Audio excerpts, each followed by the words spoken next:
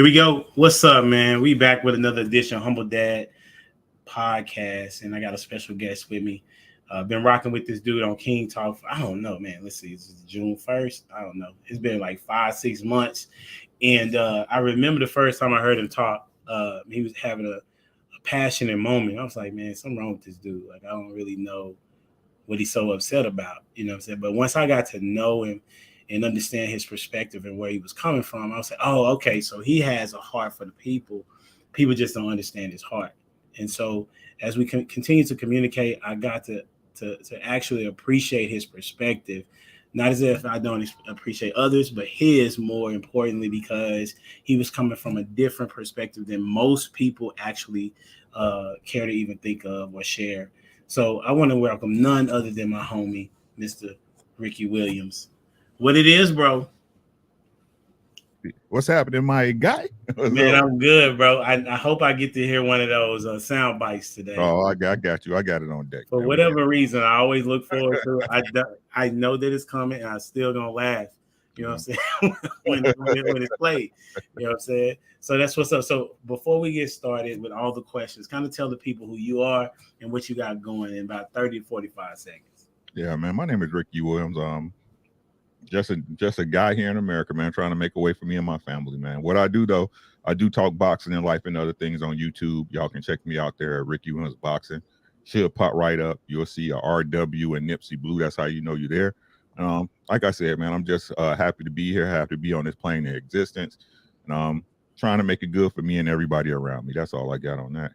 That's what's up, man. So, you know, as the show starts, it goes like this. What do you think the difference between a dad and a father is, or do you feel like there isn't one?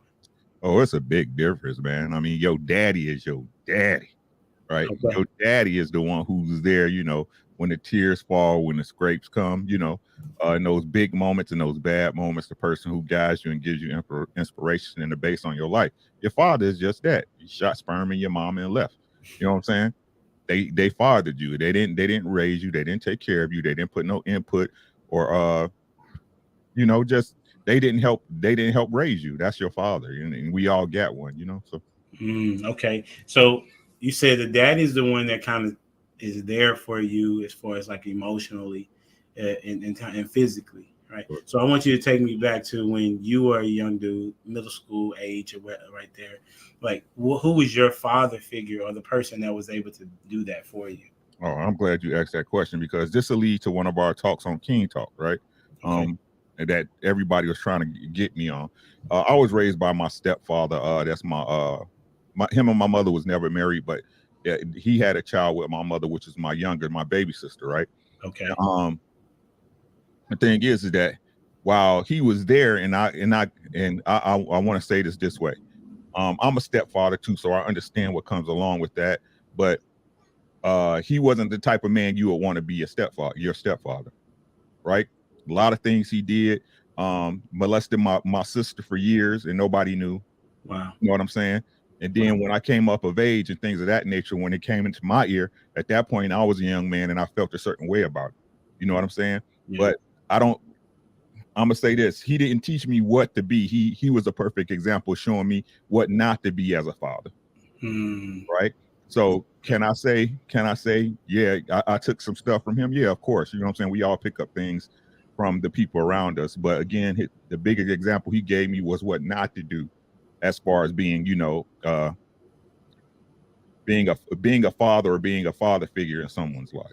So how did you discover, because I had similar situation, right? My dad wasn't really in my life. My stepdad was more in my life. And that's one of the things that was told to me was that, you know, he taught you what not to do. But typically we learn by the examples that in which what we see. So how were you able to distinguish between what to do and what not to do as a father? I mean, I had friends who had, you know, 2-parent households. My best friend, I still want my best friend to this day, my boy Terry. His dad was a great dad. You know what I mean? Out in the, you know what I'm saying? He always made sure his kids were taken care of. Was out in the driveway fixing on the car. You know what I'm saying? I come over there, he'd sit me down. Hey Rick, I mean, he literally sit me down. You know what I'm saying? As a young man, hey Rick, how you doing? Tell me what's going on with you, bro. You know what I'm saying? He would hit me the stuff that men do. You know what I'm saying? Hey, that's not appropriate. You're not handling that right. You should handle it like this, or at least think about it. He actually set me down. That was one of the guys I looked up to, and my older cousin Darren. He just always checked on me. You know what I'm saying? He always checked on me. Come over, hey, cuz, you good? You good? Come on, let's ride. You know, take me out, school me about, females, school me about stuff in general.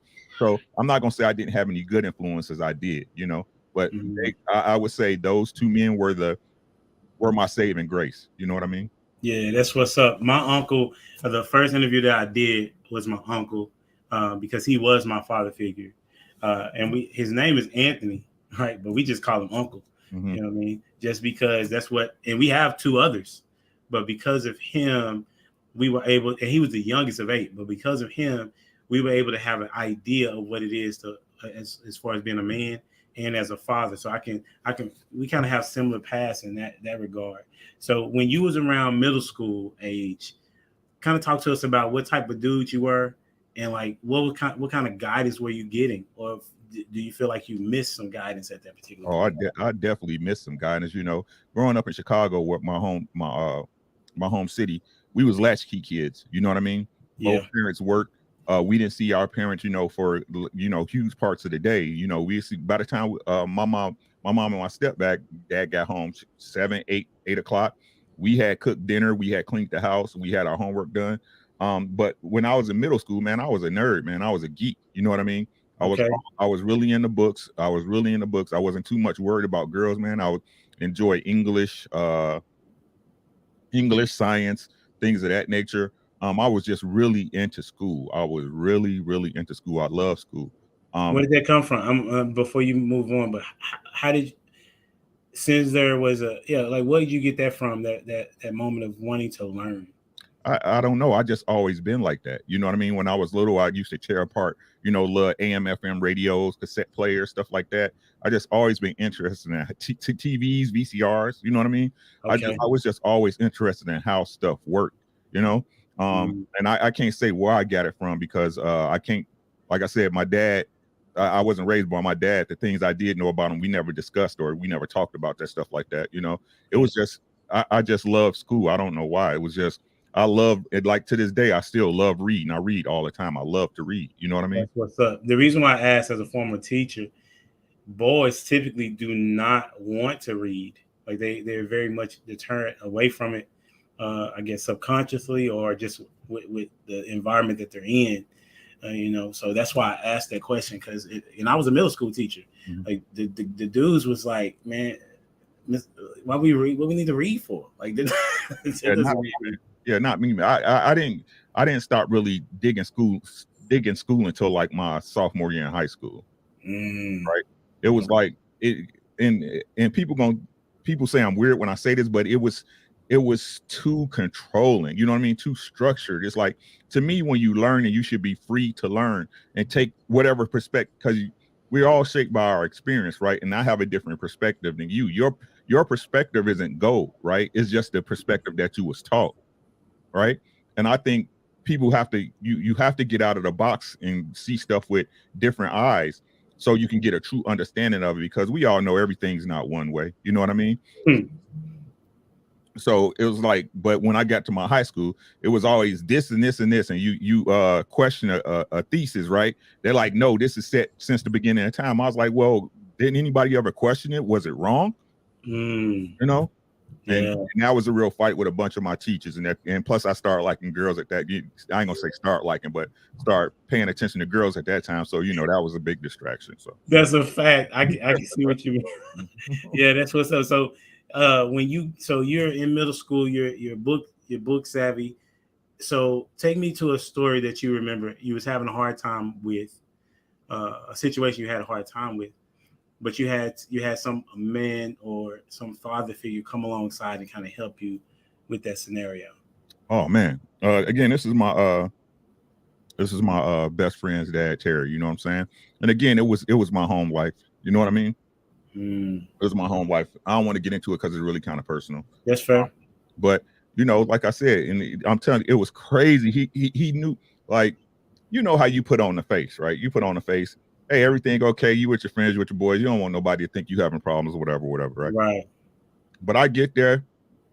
His mom was the sweetest woman, man. Whenever, hey Rick, how you doing? Just the nicest lady ever, man. Just beautiful, man. God, What's man. the voice, Rick? What's the voice? She was like, hey Ricky, how you doing? You know, just a great lady. Like, and he saw me, man, and he was like, Rick, what's wrong? And then nobody else that day asked me what was up. Nobody. Wow. Right. And I just looked at him. He was like, come over here. I need to talk to you. Right. Sat me down. I gave him a spiel. He was like, Rick, this is not your problem. You know what I'm saying? That's just something you cannot fix. And you got to realize you're going to see in life as a man, it's just some things you can't fix. Right. Wow. Don't stress your heart about it. I understand. Like it was, I got to say, it was one of the most beautiful conversations I had with a man in my life. And you remember that conversation? Yep. At 12, 13 years old. It changed me. Yep. Wow. Okay. So then you get into high school, right? And so now you're at a position of about to get into manhood, really. You know. So what do you see looking back that you would have told yourself around, I guess sophomore, junior, senior year? I would have told myself, stay focused. Stay focused. Go through with the plan. I had, I wanted to be an attorney. I wanted to be a lawyer, right? When I took my college entry exams, I got a perfect on English. Nobody had ever done that on the English portion, right? Wow. But like I said, I wasn't accepting of the structure. You know what I mean? I'm just being honest. I wasn't accepting of the structure. And I think all children go through that point where we start to question authority, right? We start to question authority when we like this not right or it doesn't feel right. But as a man now looking at no matter what we think of the system and how it works, right? We have a responsibility to our families, right? So and I'm gonna say this, hey, sometimes you got to eat a crap sandwich to get where you got to get, right? As a man. And if I'd have done that, Lord knows the type of life, I think I did okay. You know what I'm saying? I feel, or I should say, I think I gave my children, right? You have to go watch the LAPEEF show.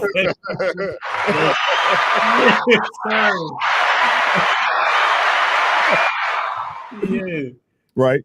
I think, and I'm pretty sure I gave my children a better life than I had, right? But what kind of life I could have gave them if I'd have stayed focused on my path, right? But then again, if I stayed focused, will my children even be here? See, that's the conundrum of life. Yeah. Right. So. Yeah, because it's like the things that we are now, who we are now, was shaped by the decisions that we made before, and it's very possible we would be different people if we had made a different decision, right? I think, and that's prevalent to me when I think about it. Like one of the hardest things for me to ever get over was in high school when I didn't make the basketball team because of discipline reasons, not because I couldn't hoop. There was a scenario where I had surgery on my hand and I didn't get to play, and the coach said, "Well, you have to run even though you're not medically cleared." And I was like, "I'm not running." He kicked me off the team, and I tried to come back, and he was like, "No." And I was like, so what do I do now?" And that always sticks with me because the dude that I was then as a hooper, that's all I thought about. You know what I'm saying? Who I am now is regretting that I didn't have an understanding of following the rule of just, even though the authority just told you to do something that don't make sense, the crab sandwich, then this is something that you just got to take this L. But I was like, there was nobody to tell me that you just got to do it. You know what I'm saying? So that makes sense. Yeah, for sure. So yeah, you about to say something? No, I was just agreeing with you, man. Like it's like I said, it's the riddle of life. You know what I mean? If we could be born again and remember, then we wouldn't go through it. But unfortunately, Yeah, that's for real. So when you get to, now you get out of high school, what happens out of high school? Do you go to college? You go to military? You just chill? No, I went to the military. Like I said, I had my first. I'm not gonna say I had, but I made my first son at 17. Right. 17. okay. So Yeah. as soon as I graduated high school, I would say I graduated high school in May of 91. Okay. In August of 91, I was in basic training. Oh, Right. wow. So I Okay. went straight to the military. Yep. Okay. So you had a kid at that time. Mm-hmm. Do you remember the like the time that the girl told you that you was going to be a daddy? Do you remember that moment? Yep. I was Walk okay. me, huh? I was okay with it. Okay. And so then, were you able to be a part of the birth? Hey man, yeah and no, right? Yeah and no. Um, I'm so always interested to know if the yeah, guy was able to do that because I remember my mom. it was weird, man. I was in the office, but I was in the room, but I still got a scratch on my forearm from this day from my son being born. My baby mother, my child's mother, scratched me so hard, man, it drew blood. But she started snapping, man. She just lost it. You know, you did this to me. So that's real. So Yeah, man, it was ugly, bro. It got ugly real quick, right? wow. Okay. So the the nurse took me out. You know, she don't need to be stressed. You know, I sat out there, and then as soon as he was born, came in, cut the umbilical cord, all that stuff. So That's what's up. So okay, so we get to the first child, and then you get to basic training. So how is that to be away from your kid? I'm the worst. My only regret in life, right? My only regret is in life that I didn't raise my children, right? Walk me through that. Meaning, right? Yes, I was in my kids' life, right? Financially, took care of them, all that stuff. Right? My kids ain't never went out a meal without nothing. That's not gonna happen, right? Yeah. But if I can Marty McFly and go back, right? Okay. I would say give me my child. Why? I would say give me my child because you miss it's not even that you miss so much and you're not able to imbue certain values in them because you're just not there all the time. You're just not there. And what's crazy is like my oldest son, he's a great man. You know what I mean? He's a great young man. And I don't take credit for it because his mother did a fantastic job, right? Okay. His mother did a fantastic job, no knock, right? But I can't take credit for it. You see what I'm saying? Yeah. Right. You see what I'm saying? And no matter what nobody say, your children are your legacy. Facts. Right. Your children are proof that, you know, hey, you brought a person to this world, and these are the values they have. They get that from you initially. And while, you know, like I said, I took care of them fine. I took care of all my kids financially. I wasn't there. I wasn't there like I should have been. Okay. So then we get to, so you said that you have, okay, so we get to basic training. So you weren't able to be there. So you kind of regret that moment. So when was that you said, you know, I regret it? Is that something that just happened, or like when did you feel that? Truly, it wasn't recently, right? I would say when I hit like 32. It was like 32 or 33-ish. Okay. Yeah, because when I had my first kid, my daughter, I was upset. I've shared this story several times, but I was upset at my dad because he wasn't in my life, and I was like, I heard he paid child support, but as far as anything else, as far as hanging out with me, he didn't. I'm like, I could never leave. You know what I'm saying? No matter what, and so the regret that you had, I was trying to make sure that I didn't have it. You know, because I understood what I missed in the moment that I'm holding her, right? And so, and even now, I still feel the same exact way, right? That I don't want to leave, and I want to make sure that I'm good enough to make sure that that they're all good. So when you get, so how long were you in the military? Just for 3 years. 3 years. Okay, 3 years. So then you get out, and then okay, so now you're having by that time, how many kids did you have? I had 2 at that time. 2 at the time. So what? I got out 3. I'm lying.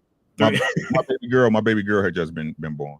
Okay, so the age is when you, so 3 years. So how would you describe yourself as a father, even though you weren't necessarily present?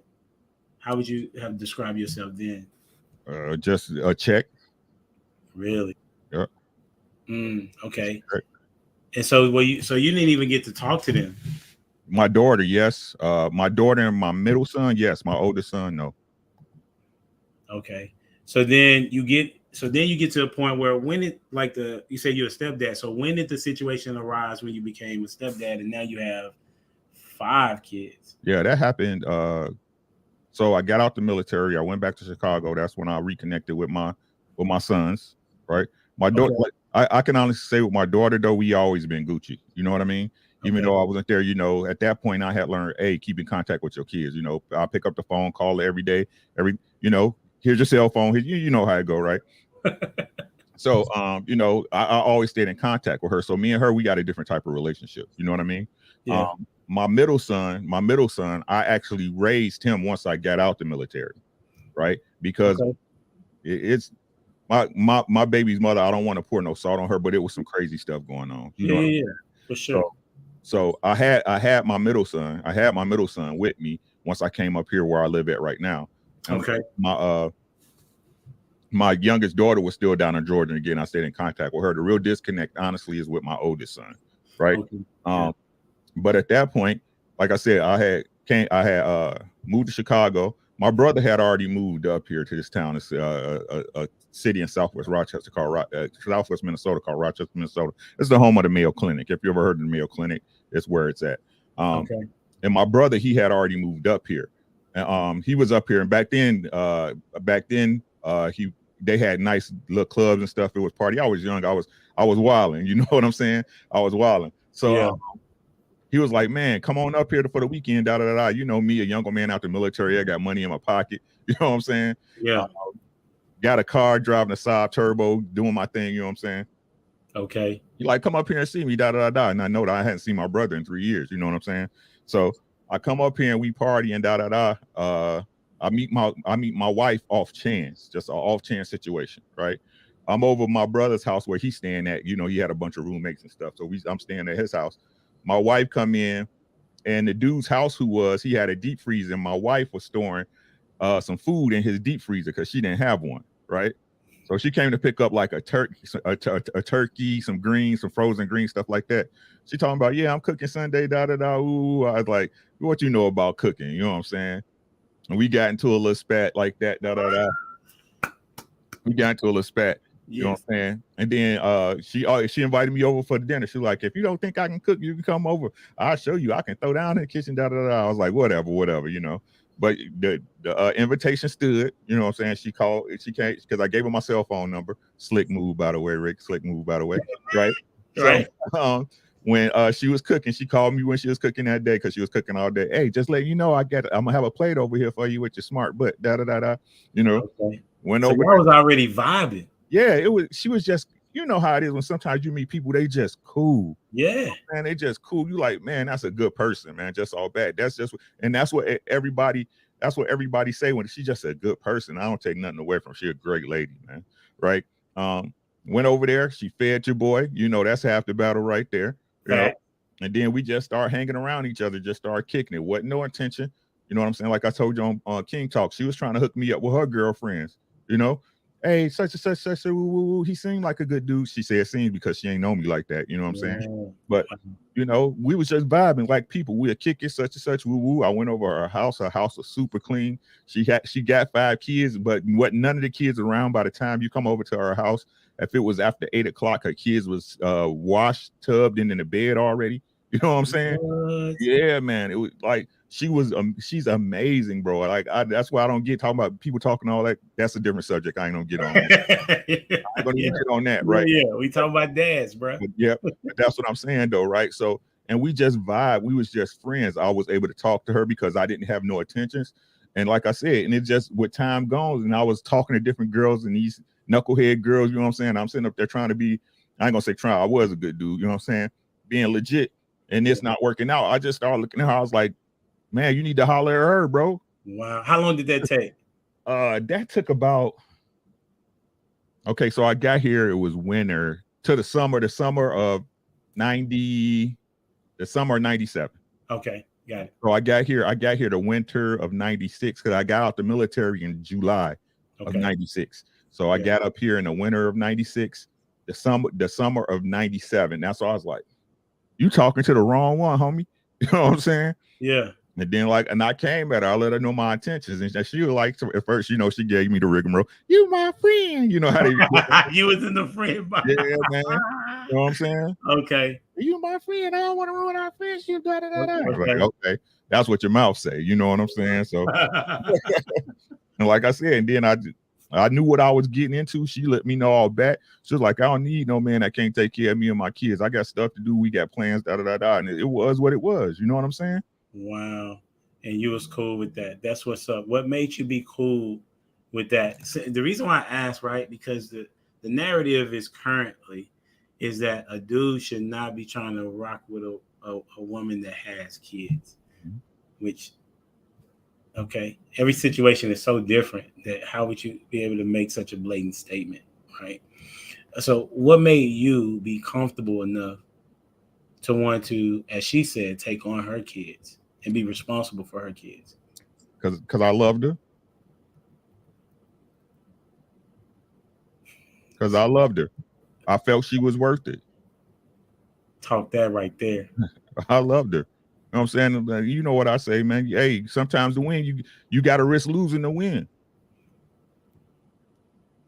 And if you don't take the shot, you can't make it at all. Right. And I understand. And I understand the logic behind what these guys are saying. I understand it. Right. I understand it. But you can't blanket. You can't blanket party women just like you can't blanket party us.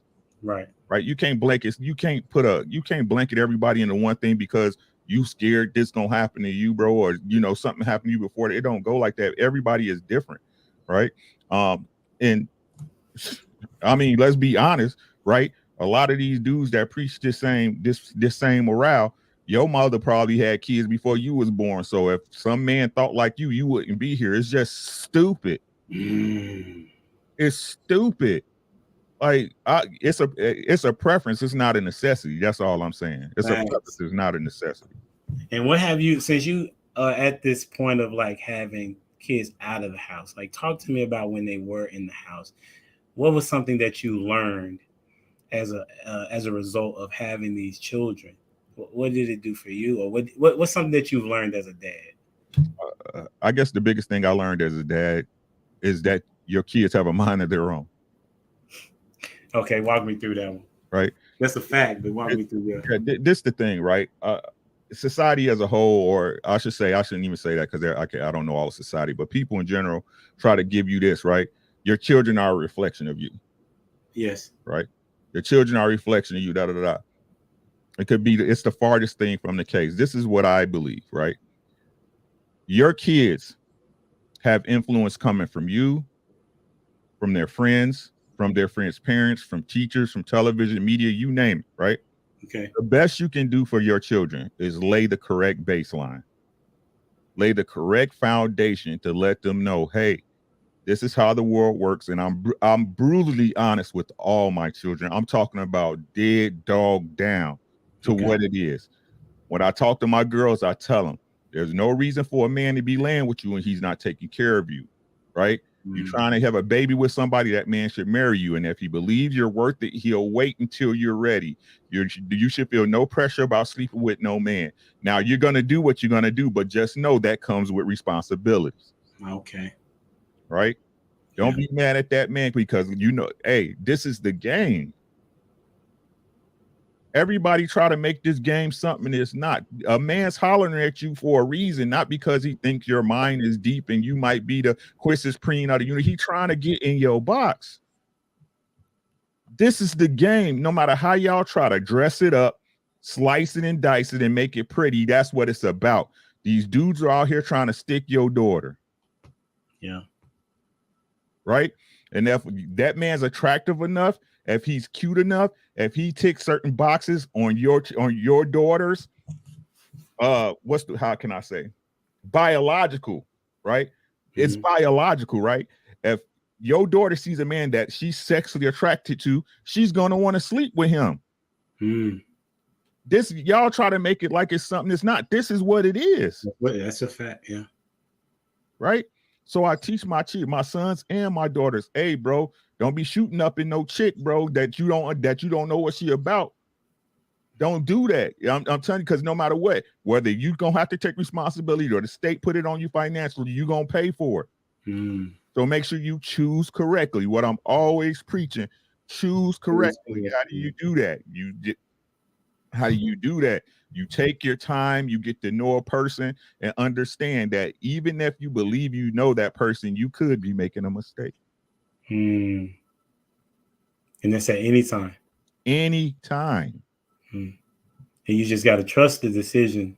That's all you can do. Yeah, that's all you can do. So with that being said, when did those conversations start? Man, my girls super early. My girls, like when they start going into they lady stuff, that's when it started. That's when it started with me. Okay. Right? My boys, it hit a little bit different because all my boys was in sports and they was focused on a bunch of stuff. But when I seen my boys start talking, when they start digging girls, you see them outside and this girl, they out on the front porch and hanging out on the sidewalk. And there's girls in that group, that's when I started to talk. Okay. Hey, Dre, you like her? Yeah, I think she cute, da-da-da. Okay, where we at with it, right? Tell me where you at, right? And again, like I said, I just keep it open. I keep it openly honest with them. It's okay. You know what I mean? It's okay. So why do you, I'm sorry, finish that thought. It's okay what? I mean, it's okay for my kids to come talk to me about anything. Yeah. Like, I'm not their judge. I was young before there. A lot of parents forget y'all was in those kids' same places. It seems like a long time. But I'm gonna be honest with y'all, it wasn't too long ago.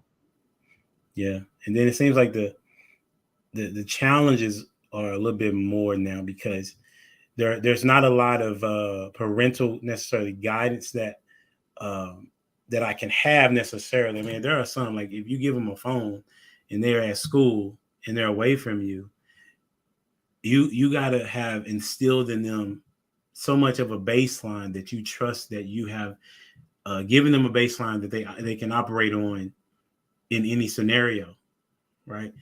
Because I just recently had a conversation with my oldest.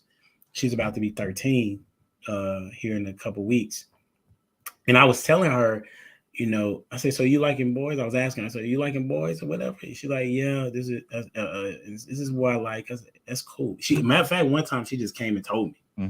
It's what I like. I said, "That's what's up. You can tell me that. I appreciate that, right?" And I said, "Well, just let you know, all dudes, no matter how old they are, they want to try to do something with you." She was like, "Huh?" I said, "Yes, all dudes, no matter how godly they present themselves to be or maybe are, right? That's what they're wanting to do at some particular point. So with that being said, you got to be very particular about who it is that you saying that you like and that you want to be around in that regard." Because she said, he's just my friend. I said, that's cool, but if because for her, she's like, I don't want to even talk. This is what she's telling me, right? That she don't want to talk or date like that until she's 16, right? I said, look, I mean, that's what you say. You know what I'm saying? Like I know I've been in your place before, so, right? Yeah, and so I get what you're saying. Like, you need to talk to your kids, and that's why it's so dope for a dude to talk to their daughter, and to talk to his son. But also, I would, the woman talking to a son, I can see, like, trying to give them the game from the opposite sex perspective, right? And giving them real game. Don't give the butterfly, woo woo woo type approach, because that won't prepare them, And so I'm with you that age of when you can see them starting to be attracted is very much a moment that you need to be talking to them about, for sure. You can't leave them to figure it out by themselves, because them and their friends don't know what the hell they do. You know what I'm saying? They don't know. They have their perspective on, again, like I said earlier, how the information is being fed to them and the perceptions that's being committed out in society as a whole. So, like I said, just talk to your kids, man. Keep that open dialogue. I know it sounds corny and kind of boilerplate, but it's the biggest thing you can do. Again, and like I said, I don't judge my children. I tell them, hey, just come to me as you are, but at least let me know where you at so I know how to deal with it. Yeah. How did you get to the point of them being able to trust you? Because maybe there's a parent that says, I haven't been doing that, in which of communicating in a way that I see that they or they feel comfortable in coming to talking to me. So what is some advice that you could give to a parent to get them to the place where their kid may be comfortable in talking to them?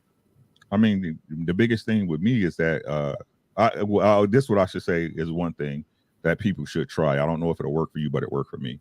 Right. It's just that whenever my kids got done with their day, or when my kids and my daughters got done with their day, I always make sure we all sat down to dinner. Oh, okay. We always sat down to dinner, right? Until I would say, because I don't want to lie about it, I would say till they got about the youngest Keisha, she was probably like 14 or 15. Okay. Stop having family dinners, but we always had family dinners where we all discussed our day. You know what I mean? Okay. And I just always had an open door policy with my kids. It's like when my sons, when we rolling somewhere, or I take them to practice, or we driving out of town for a basketball tournament, man, we chopped it up. Hey, what's going on with y'all? Da da da da. Well, dad, da da da da. Okay, let's talk about it. You know what I'm saying? Or even if they're having a conversation amongst themselves and I heard something, I made sure to inject myself into the conversation. You know what I'm saying? Okay, hey, what you say? Yeah, what is it? Well, let's talk about it. You know what I mean? Let's have the discussion. Shout out to JR, right? But let's talk. Let's have a talk. Yeah. Let's talk about it. Yeah. And your children have to know that you're not going to judge them for what they're thinking or what they believe. You know, us as parents, we try to take it on like it's something we did wrong, or it's a fault of us. No, they're their own people. That's good. They're their own people, and you have to treat them as such. Yeah, you made them, or you're raising them, right? And I don't look at my children as beneath me. Yeah. You know what I mean? The same way you can get good advice from me, you can get good advice from a child. Facts. With that being said, what advice from your kids do you remember getting? The biggest one, I'm gonna tell you the craziest thing I ever got was from my oldest son, my wife's oldest son, Andre. He was like, "Dad, what you scared of?" Right? Yeah. Let me tell you a story, right? So this is when I worked in telecommunications, right? And me, I'm not gonna say I'm a perfectionist. I'm a obsessist. You know what I mean? Okay. Once I get into something, I have an obsessive behavior about learning it, how it works in and out, right? Okay. And in my job in technical support, because I like right now I work in IT and I run a small IT consulting business, but back then I was like the head guru gancho at my job, right? Whenever somebody needed something, when it come to repair, they came to me. Oh, you need something hard fixed? It's Rick. Go Rick. Rick can take care of it. He either seen it or he done it, right? And I was so set. But then they had started a sales division, and the sales division had potential to make great money, right? And this how I used to be back in the days when I was younger, right? I keep talking about something.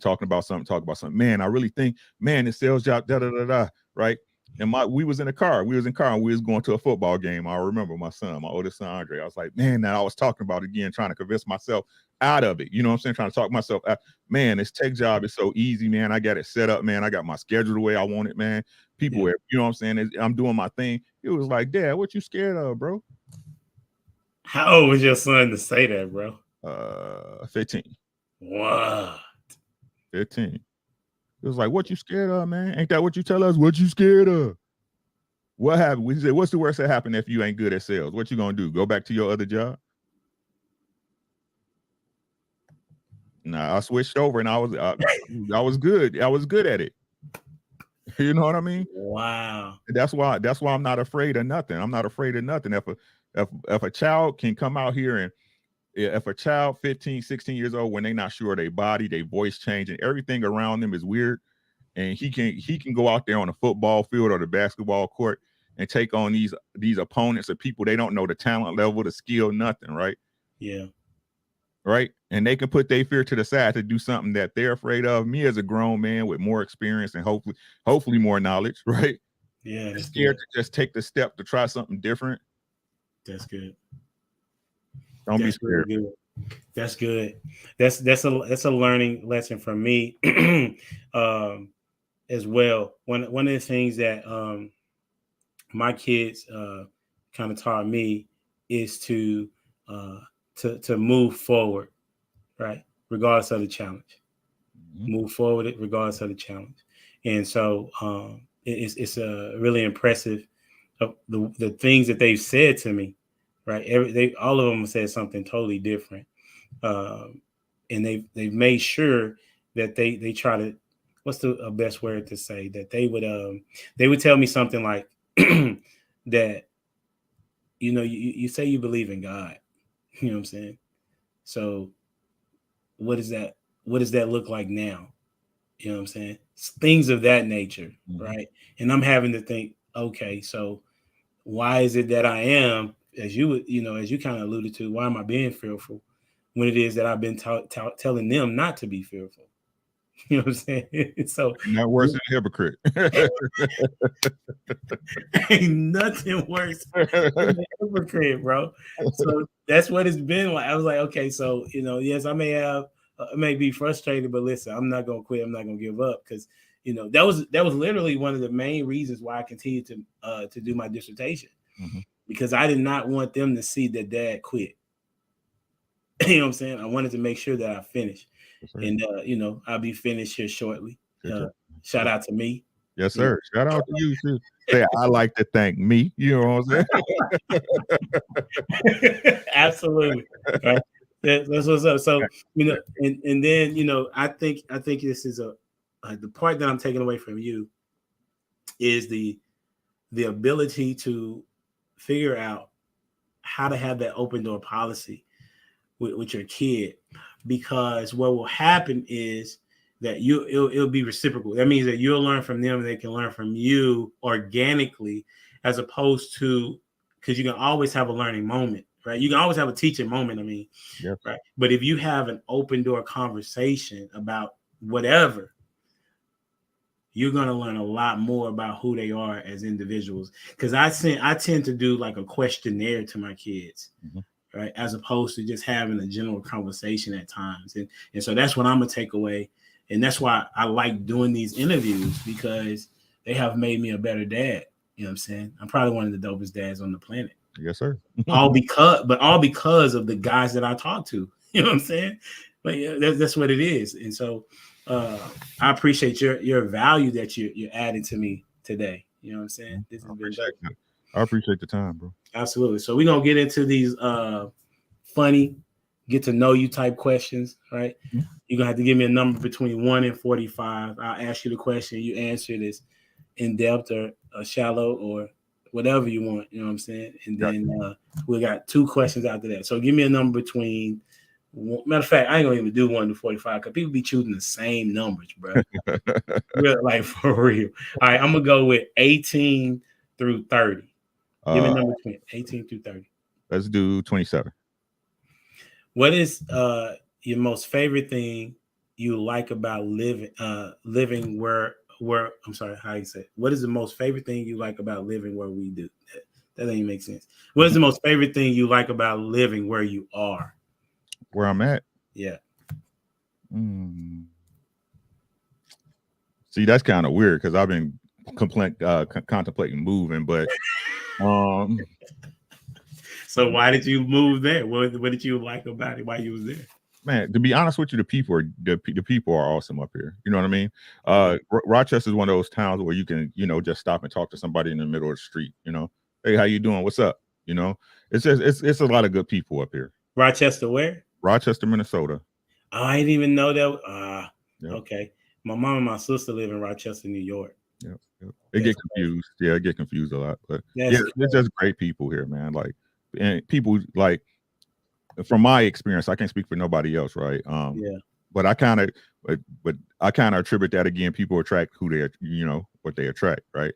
But in my opinion, genuinely, people, they care. They actually care if they in your situation, in your circle, and if you're being honest and open with them, they actually care about what each other's going on, and they'll reach out to help too. So that's a bet. What's the next number? 18 through 30. Let's do 20. Oh, what was your reaction when when the mother of your children told you that she was pregnant?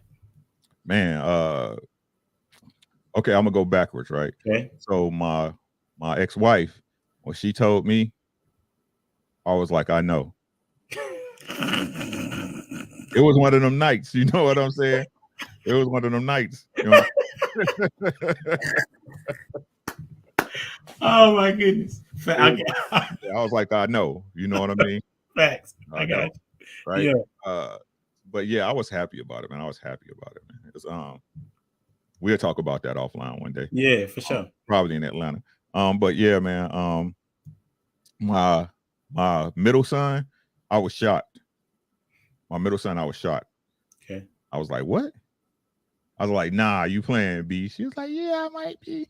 Da, da, da, da. I said, might be or is. Well, I might be. You know? Yeah. And like I said, I don't want to get into it. There was a bunch of stuff going on around that, but that's neither here nor there. Yeah. When she told me with my first son, my oldest son, Ricky, when she's like, I'm pregnant, I was like, oh man, that's what's up.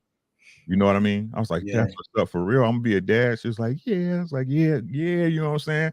Because you know, I ain't gonna lie, man. She was the first. You know what I mean? Got you. First, you know. That's what's up. I was ready to like that, man. You know how it go. I don't even want to get into it. I'm with you, bro. I don't even want to bring them old feelings to light no more. I understand, bro. I understand. Yeah, I was ecstatic about my first son, man. But like that's dope. I let my ego and stuff get in the way back in the days. Don't we all? Mm-hmm. I recently found out that my ego was really big when I was a young dude. Mm-hmm. You know what I'm saying? Like one I think one young lady said, that's the reason why I had to let you go. Like your ego became so big. Mm-hmm. Couldn't tell you nothing. I was like, what's crazy is I didn't think I had an ego. I didn't think I did. I just thought, hey, this is the way it should be. But it was bad, man. Yeah. So man, bad. we have similar paths. That's crazy. It was bad, man. Yeah. Your last number. Let's do 25. When you was younger, how many children did you want to have? None. Just zero. Man, bro, I still have a thing that like I love kids but hate babies. It's weird, you know. I get. Is there a particular age? Like when I love kids when they're able to walk and talk. That's when I really start, vibing with kids. Come on with granddad. You know what I'm saying? Come on with granddad. We out of here. You know what I'm saying? Hey, we'll see y'all when we get back. You know what I'm saying? Absolutely. But yeah, I like me and baby. I feel you. Like I'm raising a 4-year-old, bro, and like I was like, man, and I was like, this is such a challenge. Yes, sir. Like I'm cool when they get to talk and they can understand and we can roll, like, you know what I mean? But like, right, I can explain it now. Is because I don't know. You know what I'm saying? Are you hungry? Are you poopy? Are you sick? You know what I mean? Yeah. I need a kid to be able to tell me what's going on, but that comes down to, like I said, we problem solvers, we fix it. If our babies and that stuff having issues, we want to know how to fix it and when, that's why mothers are great at it. They're more empathetic into the system. We want to get it done so we can move on to the next task. I understand that now, but it's just something that comes with babies. That's why I know I don't get along with them. So. I had recently told, I said, man, listen, God made moms for 3-year-olds, bro. Man, bro. Fewer words never spoken, man. Like that's like I said, man. People don't understand, man. That's why we need each other. Need each other. Absolutely. The same coin, man. Absolutely. Got 2 last questions. Yes, sir. Second to last question is: which TV dad, past or present, do you feel like you resemble the most? Me? Yep.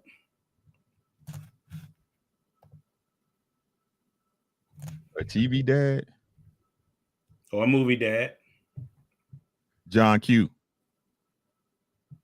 Okay, why? I heard one person said John Q before. Yeah, because I'll murder you behind my kids. You know what I'm saying? And I think after situation, like I believe that if the rubber met the road, I'll put my life up for my family. Facts. Yeah. You know what? My kids told me they know that about me. Like I don't even know what the conversation was about, but they were saying like, Dad, I know that you would do that for us. Yeah. And I was like, what? And I was like, how you know? And they was like, just the way that you talk to us and how you carry yourself, we can see it. Yeah. And it's a great feeling to know that they know that. If I knew that was going to help my kids get a better life out of that situation, if it was that dire, I'd do it without a heartbeat. Absolutely. That's a fact. And the last question is, what would you like your kids to say about you? How would you want them to remember you? Man, shoot, I just want my kids to say they love me, man. That's it. That's enough for me. That's it. What's up. That's it. Well, you have it. You know what I'm saying? Humble Dad podcast with Ricky Williams, boxing. Go check him out. You know what I'm saying? I don't know much at all about boxing, but I enjoy listening. You know what I'm saying? When I get a chance to listen, because it's something new for me to gain knowledge on, right? And you sometimes, I think oftentimes you have some music playing in the background. Yeah, always, man. Yeah, it's rather soothing. Yeah, rather soothing. Better, man. Yeah, we talk about life too. You got to get through the boxing first, though. You know, so you got to get through the boxing first. So, when do you typically come on? I got a set schedule right now. So Monday night at 8 p.m. we have weekend recap for fights. Tuesday I'm at LAPEEF, so that's a no-go. Wednesday nights I'll be on tonight at 8 p.m. with Wild. Well, tonight I got to do a substitute show, but usually on Wednesdays we have Wild and Out Wednesdays. That's an open panel where we just talk about boxing, politics, life, you name it, whatever comes up. Thursday nights we have 8 p.m. All of them are 8 p.m. Central. 8 p.m. Central. Thursday nights we have fighter ratings, right, where we go through fighters. You can hit me up on Twitter at rdubs or Instagram under rdubs. If there's a fighter you want to get rated, we do it on a 10-point scale. Totally non-biased, right? What is it? Right? Say it again. Thursday nights is fighter ratings, where we rate your favorite fighter, right? So on a bunch of it's like 7 or 8 different categories. Okay. Fridays the nights off. So Mondays, Wednesdays, Thursdays will be on my channel, my show at Ricky Williams Boxing. Tuesday nights, make sure y'all check out us on LAPEEF. Let's talk. King Talk, where the kings be chopping it up. Absolutely, man. Without further ado, I really appreciate your time, man. It's been really good, bro. Very good, like a learning experience. Like I enjoy talking to you guys because this is a conversation that we don't typically have, that I think should be talked about often to kind of help brothers see the value, and not just say like you need to be in your kid's life, right? But kind of show them or tell them about experiences that we had about what it was like to be in your kid's life, right? Sure. Yeah. So I really appreciate it. You know, all those, make sure you go like, share, comment, subscribe to the channel. Without a doubt, it's been one of the dopest ones that I've had. You have the last words. What you want to say, Mr. Ricky? Hey, man, it's simple, man. Take care of yourself first, because without you, humble dad, nothing else happens, bro. Get you some rest, my guy, right? Take care of yourself first. After that, take care of your family, because who's going to feed you your Jello when you get older? That's a bet. Right? All right. And I can guarantee y'all, I mean, I ain't perfect. I ain't always right. But, you know, I can guarantee you with a 99% of surety, guess what? Everything else will take care of itself, though. It's your boy. That's a bet. All right, man. That's been another edition of Humble Dad Podcast. Until next time, we out here. Deuces.